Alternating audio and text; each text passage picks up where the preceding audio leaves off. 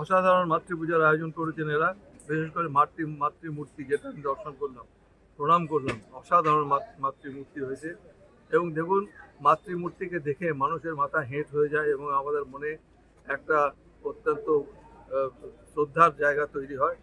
এরা যে আয়োজন করেছেন এদের আমি ধন্যবাদ জানাই। আশা করি আগামী বছর ভালো কাজ করবেন। এটা রাজনীতির প্রশ্ন না, তাও আমি বলছি যে এই মুহূর্তে দাঁড়িয়ে যেভাবে এসআইআর নিয়ে তৎপর হয়ে পড়েছে বিরোধী দলরা, কিভাবে দেখছেন বিষয়টা? দেখুন, এসআইআর যেন যুদ্ধ লেগে গেছে। আজকের সমস্ত ক্যাপশনগুলো দেখেন বিভিন্ন সংবাদপত্রে, আমি অবাক হয়ে গেছি, যেন যুদ্ধ হচ্ছে। প্রথমে বড় বড় করে এসআইআর লাগু হচ্ছে, কালকে টেলিভিশনেও আমি দেখেছি।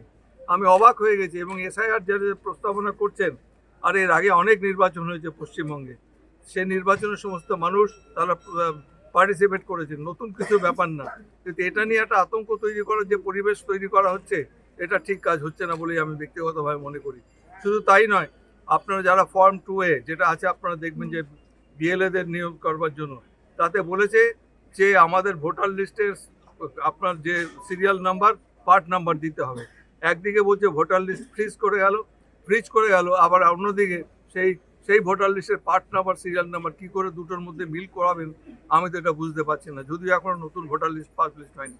ইন দি মিন টাইম আজকের দিনে আজকে ভোটার লিস্টের কোনো গুরুত্ব নেই, তার কোনো অস্তিত্ব নেই। এসআইআর মানে কি রিভিশন, নাকি ভোটার তালিকা থেকে মানুষকে বঞ্চিত করা? কোনো বঞ্চিত করার তো এসআইআর হোক না, আমরা তো বলিনি এসআইআর বিরোধিতা করছি।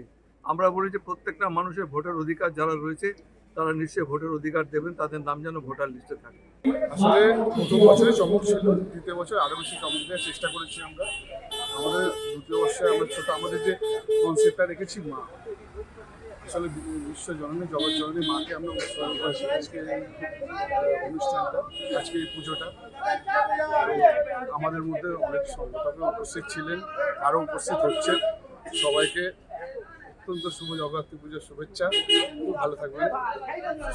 এবং এই যে কয়েকদিন মা থাকবে, সেই কয়েকদিনে কি কর্মসূচি রয়েছে? দেখুন, আমরা শুধু কয়েকদিনের জন্য কর্মসূচি নিচ্ছি না, আমরা সারা বছর ধরে যেভাবে কর্মসূচি চালাবার চেষ্টা করছি। শুধু এই আজকে উদ্বোধন করলাম, কালকে অনুষ্ঠান করলাম, সাংস্কৃতিক অনুষ্ঠান, তা কিন্তু না।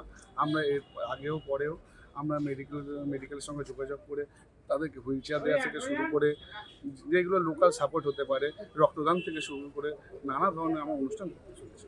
শুধু একদিনের জন্য না, আমরা এটা সারা বছরের অনুষ্ঠান করছি। আচ্ছা দাদা, ধর্মের সঙ্গে সংস্কৃতি এবং সমাজ সেবামূলক চিন্তা ভাবনা আছে তোমার, এ ব্যাপারে তুমি বিশেষ কিছু বলবে?